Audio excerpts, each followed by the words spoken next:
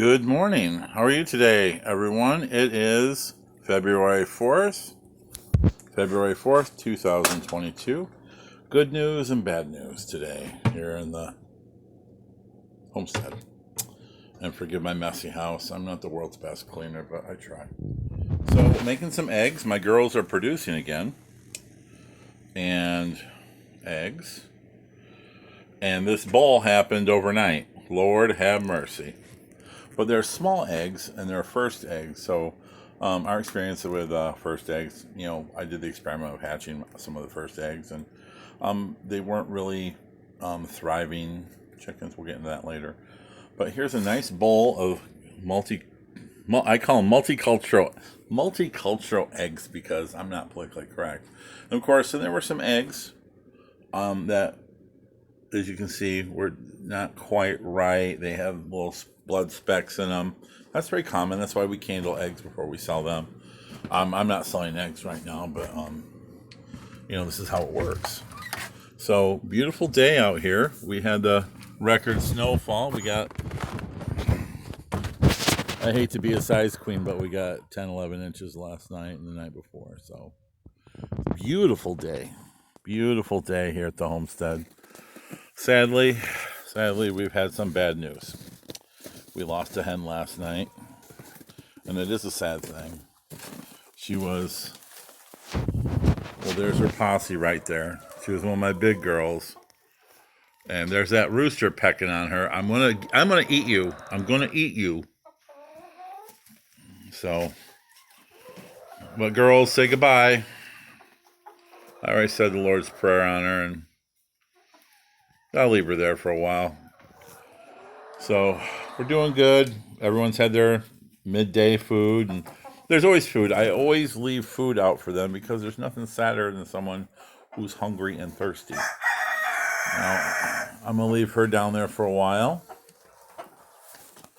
She's down there. See, they're hovering around her. I found her back under the stairs where they like to lay eggs and they feel safe, and it's warm down there. And she just died. Why, we don't know. I have no idea. She'd been having trouble for a while. I found her paralyzed a month or two ago.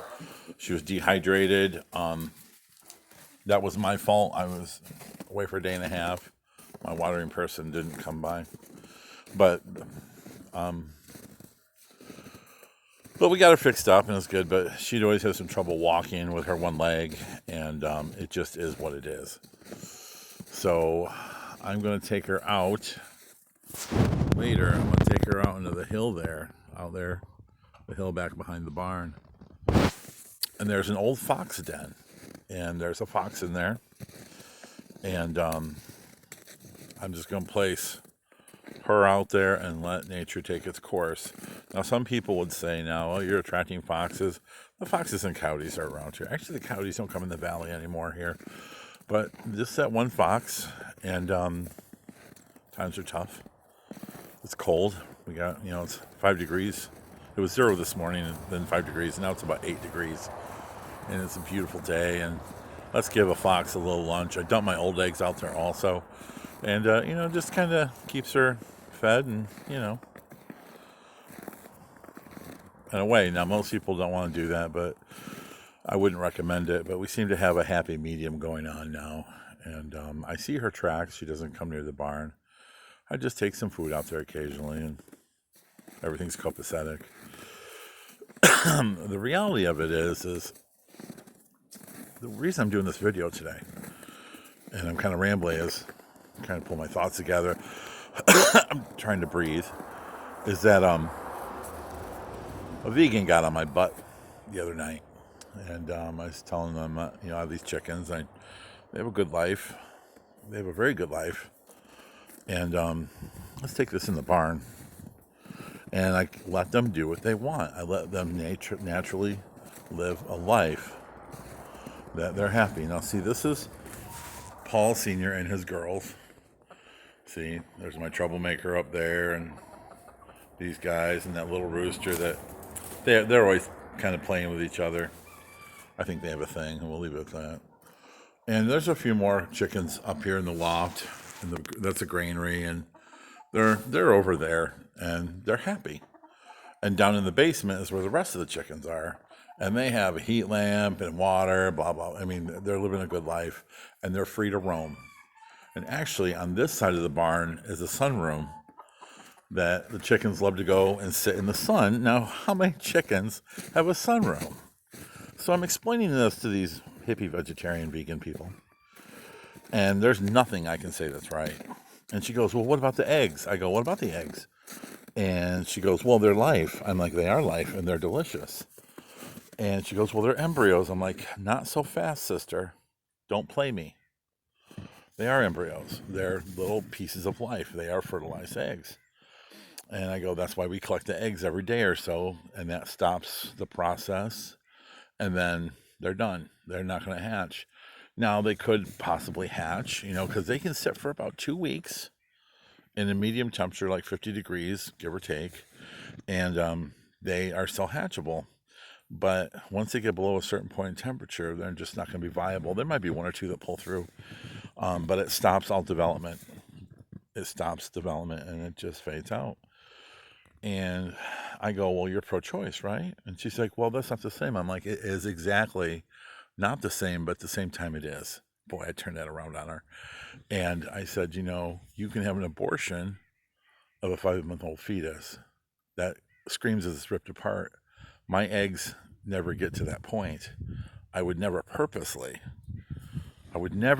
break an egg of a, chick that's gone beyond a spot of blood. And I go, you're on birth control, right? And she's like, yeah. I'm like, well, what about that? You have a fertilized egg that does not develop and can't implant and it just fades out. And that's God talking. And so we had this debate and she got real upset with me, her and her friend. And, whatever, honey, whatever floats your boat. But, life and death is a part of our world. But the biggest part of our world is management of it. My chickens have a good life. And when we go to our next place we have to go to this spring, I'm going to have a couple coops. They're going to have the woods. They got an acre of woods and grass to run around on. We're not going to get more than 50 at a time. They have the 2 acres to run around. We'll still have the turkey. Might get another one. The ducks. And, we're going to have it managed well. Because with my breathing getting worse, I can't manage any more than that. But look at this view. Look at this view.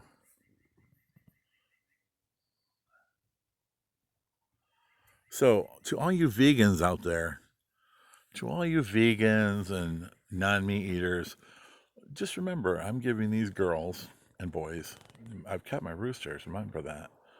I didn't shred them. Forget about that part too.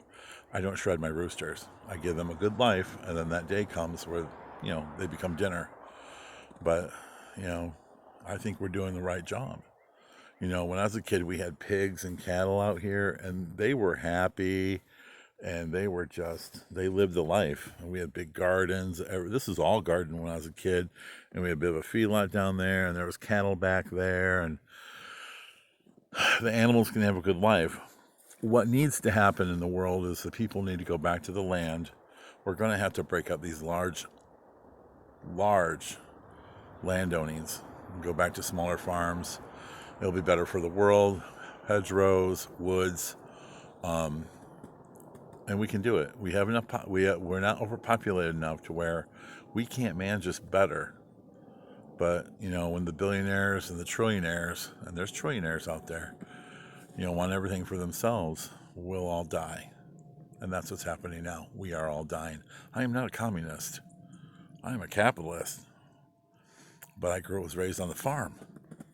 And I understand capitalism, and I understand food, and I understand animal management, and I understand people management.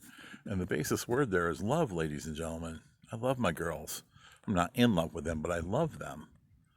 As well, you should love, what you take care of, which should be our planet, and which should be our crops, and which should be our animals, and what should be each other. Nothing dirty going on here. This is the way it was meant to be. And the reality is, I'm on limited time here. My lungs are failing. Sorry. But you know what? If I can give the love, you can give the love. And to all you vegans out there, You should wish you had my chicken's life because I treat them like gold. Absolutely. You know, so think about that. That's what it's all about, ladies and gentlemen, that love. All you homesteaders out there, you know this. It's about the love. And it's all about caring and management of our planet, of our children, of our crops, of our animals, and of ourselves. Think about that. Parting shot. Parting shot. Parting shot of me in the old truck. And Paul. Paul the Lesser. Let's give this a parting shot of Paul the Lesser. Hey, Paul, what's up? Hey, girls. There's Paul the Lesser. Yep. Can we see him? Can you say hello, Paul? February 4th, 2022. Here at the Space Age Homestead.